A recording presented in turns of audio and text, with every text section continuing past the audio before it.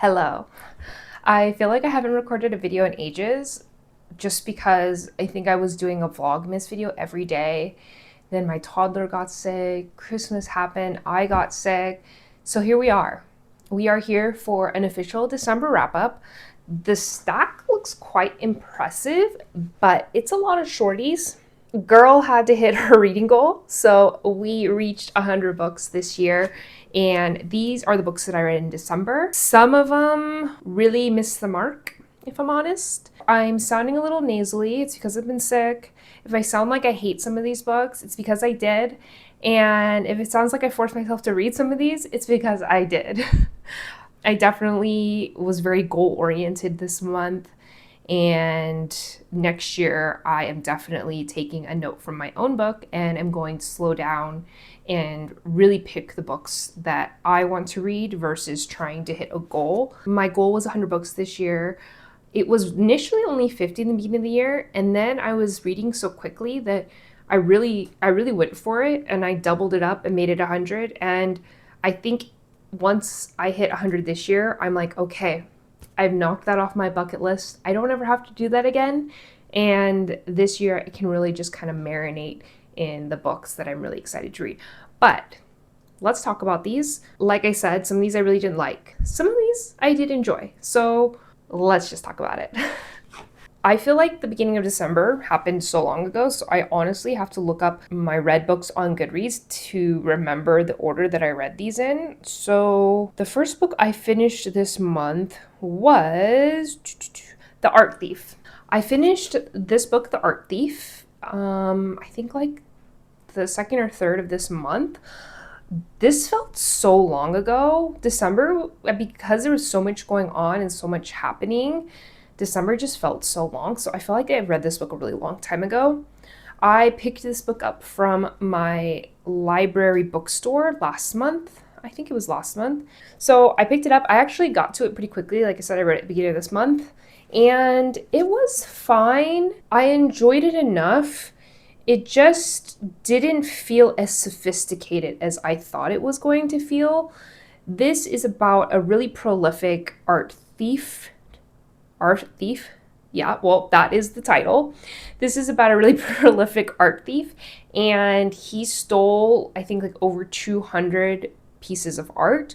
Going into this, I thought it was going to be very much like the Thomas Crown Affair, that movie, a lot more sophisticated. This guy went and stole art pieces that weren't super popular, but were art pieces that were very easy to steal. I guess easy is not the best word, but in this context of museums and security, they were the easiest pieces to steal. And they were pieces where he could see, oh, I just have to unscrew this, or oh, there's not a camera on that piece of art, or, there isn't a security guard in this room. So he really tried to steal pieces that he knew realistically were going to be easier to steal than like the Mona Lisa. He wasn't going for like really super, super high end pieces. So it was really interesting, but like I said, I was kind of going in thinking it was going to be very sophisticated heists, and it really wasn't that. It was just a guy that kind of got addicted. He kind of seemed like a loser, and he got his girlfriend to kind of get involved with him and be his lookout, and he just went to museums, and if he saw something, he was like, I'm gonna try and take it. And he would just like unscrew little things here, unscrew little things there, whip it under his jacket, and off he'd go. So not super sophisticated, but it was really more, I guess, of an analysis of this guy's character and why he did that. And so it was a little bit of everything. It was fine, but like I said, wasn't the sophisticated art heisty book that I thought it was gonna be. It's a really quick, easy read though, so if you're interested, definitely pick it up and give it a go. I ended up giving this 3 stars. The next book I finished reading this month was Between the World and Me by Ta-Nehisi Coates. And he had another book that came out this year that was really popular. I think it was called The Message, which I'm also interested in reading. This was a really little short guide that I also bought at my library bookstore sometime this year. And it is basically a book speaking from the perspective of him as a father to his son. And he is a Black American, his son is a Black American, and it's basically talking to his son saying, you're going to have to understand and realize and learn about the prejudice of your race more than a non-minority person would have to, and you're going to be subjected to this weight that you're going to carry throughout your life because you have to, because it's life or death. It was very insightful, very poetic in many parts. I enjoyed it. I think that because I've been reading a lot of books with similar themes, nothing in here really blew my mind, but like I said, it was very poetic and very beautifully written in different areas of this book. So I really appreciated that, and I appreciated the message, of course. I highly recommend if you're interested in this sort of book, and I ended up giving it 4 stars. The next book I read this month was Erasure by Percival Everett. If you've heard of this author, it's because he also wrote James, which is kind of like the book of the year. It won the National Book Award. It's very popular. I have this book and another one of his books, The Trees. And so I was like, let me get through my physical TBR books I have for this author before I get to James, although I'm very excited to get to James because everybody loves it. This book was very good. It is about a Black author, and he's kind of not doing really well. He's not able to sell the books that he is wanting to write. He writes very niche books that, honestly, when I was reading passages, there's passages of his book in here, I don't even understand what's going on. Needs money. His family is going through kind of not a crisis, well, a crisis. His sister passes and his mother is really ill, and he's having to find help for her. And obviously all of these things cost money, and he's trying to figure out how he can take care of his family and stay true to himself, because he's getting a lot of pressure to write this exaggerated satirical version of a Black American, which is in this book selling a lot of books, and honestly not too far from what's going on in the modern world today. And so he's getting a lot of pressure to write a book from a Black American perspective, but it be very exaggerated and very, like, talking in very exaggerated Black slang and things that don't feel authentic to his Black experience. But that is what's selling. So he's getting a lot of pressure from his agent and from other people to write that type of book so that it sells. And so he gets to this crossroads of, do I write that book for the money? And he decides, yes, I need the money. I'm going to write this book as kind of a joke. And it ends up selling. And he has to carry on this pseudonym persona as that author, and just kind of what unfolds from there. It is, like I said in just the summary of this book, it is a great reflection of the Black experience and how it is so different, and it is such a range, just like any experience, and it can't be typecasted into one small category. And it's also about, do you stay true to your art even if it's not going to benefit you, and if it's not going to make your life easier? Do you walk away from your art if it's going to make your life easier and you're going to make more money? There's so much commentary going on this, and I think that is what Percival Everett shines in. So I really enjoyed this book. I gave this one 4 stars. Definitely excited to read the other book that I have of his, and there is some meta-ness in it. There's a book within a book, and there's definitely a big portion of this book is him writing this exaggerated typecast book, and you get to read that and see how ridiculous it is. So yeah, very, very fun read. Okay, the next book I picked up to read this month was The History of Love by Nicole Cross. I picked this book up when I was in LA in September. I had never heard of it, but I read the synopsis and I thought it sounded really interesting. And then when I looked it up, it seemed like it was a popular book when it came out. I think it came out in like the early 2000s. Yeah, it came out in 2005. So it's very hard to explain what this book is about because there is a lot of different perspectives and the narrator changes, and there is like a book within a book aspect. And honestly, if I really tried to describe this, I really don't know how I could. It's about this book called The History of Love and how it impacts not only the author, but the people that have read this book and all these people that their lives are kind of connected. The reason that I gave this book only a 3 star is because I was so confused. It was really hard for me to follow. And I read quite a bit. So, and I know I was kind of, reading rapidly, but I was super confused. Even when I would go online to kind of read the summary and synopsis of what was going on, I was still kind of confused. So that tells you a lot. It's beautifully written, so I really wanted to like it, and I liked the idea of it and the sentiment of it. And there was some, like I said, really pretty lines in here.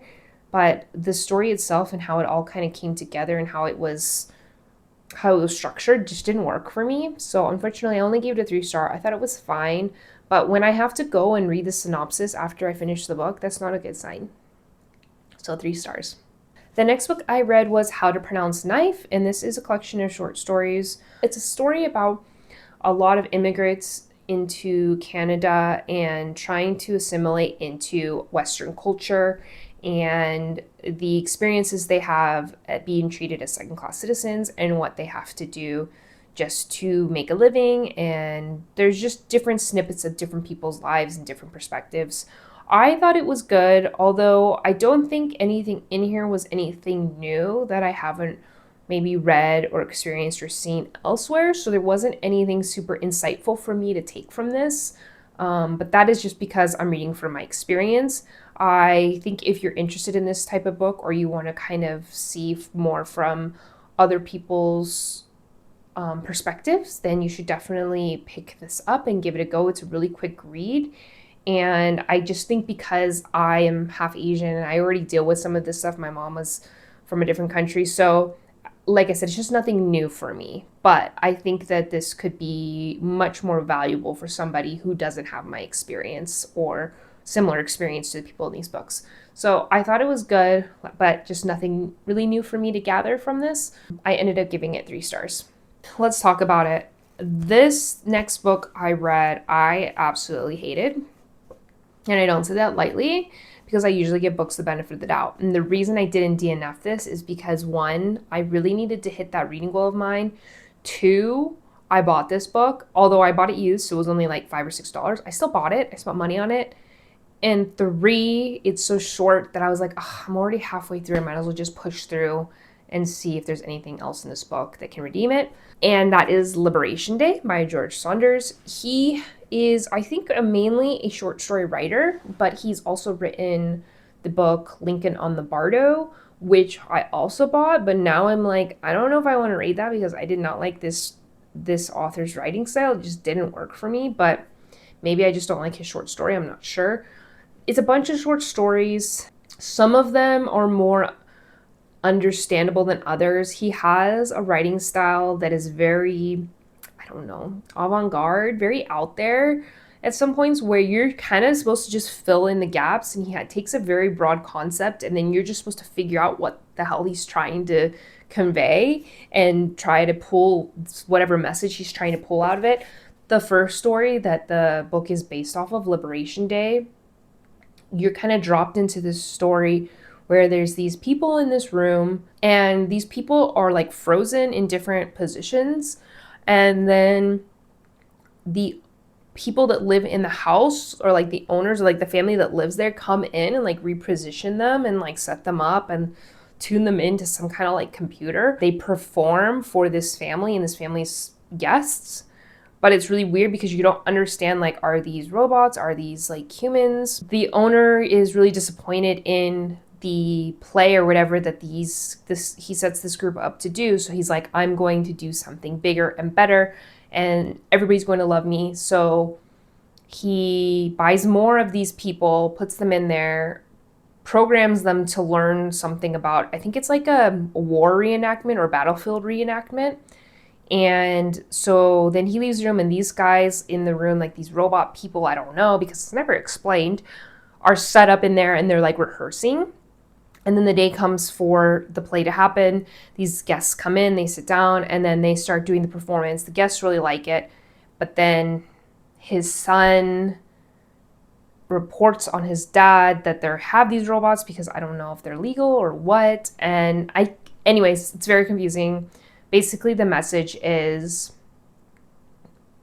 colonizing people and slavery and using people and dehumanizing people for your entertainment.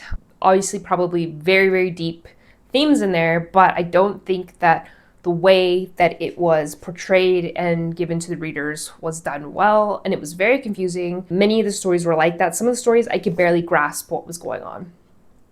So I'll just leave it at that.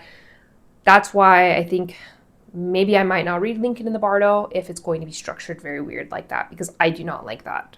And he kind of seemed like he was writing from a perspective of like, he's too smart and you should be able to grasp this, and if you don't, you're just not smart enough. It just felt kind of like, I don't know, something wasn't clicking there. So I ended up giving it 1 star. So yeah, I think that might be my first 1 star, or maybe I had like a couple 1 stars this year, but I don't give out 1 stars lightly. Usually I'll DNF it before I get to a 1 star, but because like I said, it was short, I had a book goal, I pushed through. Was it worth it? For the book goal, yes. For the reading experience, no. The next book I read, and I was really looking for a redeeming book, but also short, because the theme of this video is reading goal, is The Premonition by Banana Yoshimoto. Look at that cool foil cover. This is about a girl, and she lives in a happy family. She has a brother, but she keeps on having these moments of like disillusionment. Like she doesn't know why she's having kind of like these deja vu feelings. And she has this aunt that kind of lives off in her own in this big house that she finds comfort in. And this aunt is very like a lone wolf character. And so she goes to spend time with her aunt, and for some reason she feels this connection with her. And I don't really want to give away anything about this book because it is so short, and so I don't know what is spoilers and what is not. But you realize why her and her aunt connect so well and why she's having these deja vu premonition type moments. It's very easy to read. You resonate with the characters really well. You feel this longing, this loneliness in them, which I really like, because sometimes with emotion and translated work, it sometimes doesn't come through well enough for me to feel impacted by it. But this one, I definitely felt the characters. I felt for them, and I felt their pain and their sadness, and so I enjoyed this one. But it like didn't blow my mind, so I just ended up giving it 3 stars because I enjoyed it. But yeah, it's not super memorable, I guess. Anyways, I'm glad I read this. This has been on my shelves for a long time. I read Child of God by Cormac McCarthy. I have only ever read his book, The Road, and I actually really enjoyed The Road. So I'd always thought, like, I need to get around to some other Cormac McCarthy books. This was not it for me. This has so many trigger warnings, so check that before you pick up this book. But I think that kind of goes without saying if you have an idea of what Cormac McCarthy writes. He writes very dark things. But for me, with The Road, he wrote about a very dark premise, but the relationship of the father and the son in that book were really redeeming and really powerful. In this book, it is about kind of an outlaw kind of guy who just goes on a spree of crime and does a lot of really gross, shady, horrible things. And yeah, I mean, if you want to read about that, great, but like, I don't think I needed to read about it without any redeeming quality or anything to get out of it, but just to read a book about somebody doing horrible things to other people. And when you have a book like this and it doesn't seem like there's any message or reasoning behind it, it's just this guy kind of going out there and just doing horrible things, I don't really know if there's a point for me to read it, because I don't really get anything out of it besides seeing like, oh, there's some horrible human beings out there. I was also kind of reading this with the lens of hearing about Cormac McCarthy. He recently had an article come out about him well, I'll back up a little bit. Cormac McCarthy passed away, I think, a few years ago. And recently an article came out about a woman who was much younger than him, who did kind of a tell-all about her inappropriate relationship with him when she was a teenager and he was an adult, and throughout her whole life. And she kind of let it to be that she was his muse and it was mostly consensual, but how consensual can it be if you're underage and you're not, and there's a big power dynamic? So it was really weird, and if the allegations are true, there's a lot of mirroring of that relationship in a lot of his work. And so it kind of turned me off of him a little bit. And if I'm reading a book and there's that kind of feeling in the book, then I'm like, is it from his real life experience? Like, it's weird. But, anyways, there wasn't a whole ton of that in here, but I was just throwing that out there because of the author. This was my only unread Cormac McCarthy book that I had, and I'm not sure if I'm going to read more of him because I don't know, like I said, if I really want to read books of his that I know that there is some inappropriateness going on in real life that may be life imitating or art imitating life, you know? So, anyways, it was fine. It wasn't fine. I don't know why I said that it wasn't fine. I didn't like it at all. It was a 1 star. So, yeah, a 1 star. But I read it. It's off my TBR, and it'll probably be off my shelves because that will probably be unhauled. And then the last book I read this month, which it's kind of perfect because I read Human Acts by Hong Kong, and Hong Kong won the Nobel Prize for Literature this year. And this book of hers is very relevant to today's political sphere in Korea, in general, the world of politics that is going on right now. It is basically about these student uprisings and these different uprisings that were happening because they were fighting against this martial law that this dictator had put into place, and the public was trying to overthrow them and get better treatment and equality and better representation. And a lot of people were killed by their own military that was run by the government and tortured, and all these really horrible things happened. And so this is a story about all these different people that are kind of connected to this uprising or connected to each other, and how it affected them and how their souls kind of hold on to the things that were done to their bodies and their minds. And it's this big reflection about human acts and how it really affects your soul and the people around you and the rest of your life. And I'm not explaining it as deep as it really is, but that's like the surface level sentiment. And I really enjoyed this. I thought it was so beautifully written. I read Hong Kong's The Vegetarian, which is probably her most popular book, and I didn't love that one, but this one I enjoyed much, much more. I felt I could resonate with the characters more and really feel their dread and their loneliness and their sadness. And I really enjoyed this one much more than the other one. The other one I felt like there was kind of like this emotional wall and I couldn't really get through to the characters, but this one I felt like you could really feel the characters and what they were going through. So very, very good, and perfect timing to get to this book because it's been on my shelves for years, and I'm kind of glad that I was able to finish off my goal and my yearly reading with this book. And not only that its themes are very relevant, but the author winning the Nobel Prize. So it just all felt like it fit like a puzzle piece, you know? So I ended up giving this one 4 stars. I really enjoyed it. So these were the books that I read this month. A lot of short ones, but I hit my goal. So I'm very happy about that. And all of these books were on my shelves. So I cleared out some of my physical TBR, which is always a good thing and something that I'm really aiming for next year as well.